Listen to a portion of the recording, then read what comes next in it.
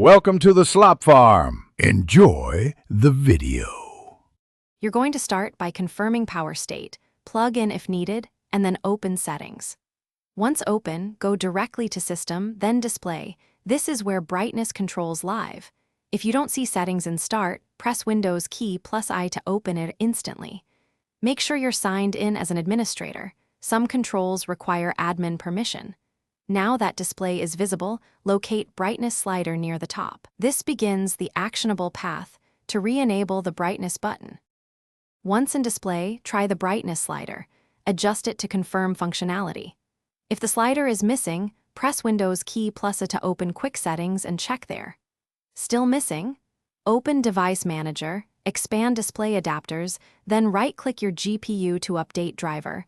If a recent update caused the issue, choose Roll Back Driver. Also expand monitors and update or uninstall.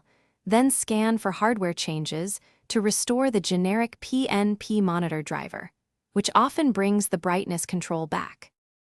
Finalize by restarting Windows to apply driver changes. After reboot, test the brightness keys and the slider in settings.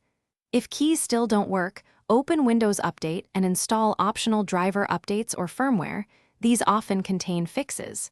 Make sure adaptive brightness in advanced display settings is configured as you want it.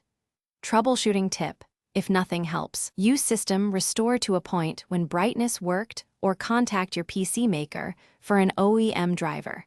They sometimes provide model-specific software that restores the button. Thanks for watching. Consider subscribing if we helped you today.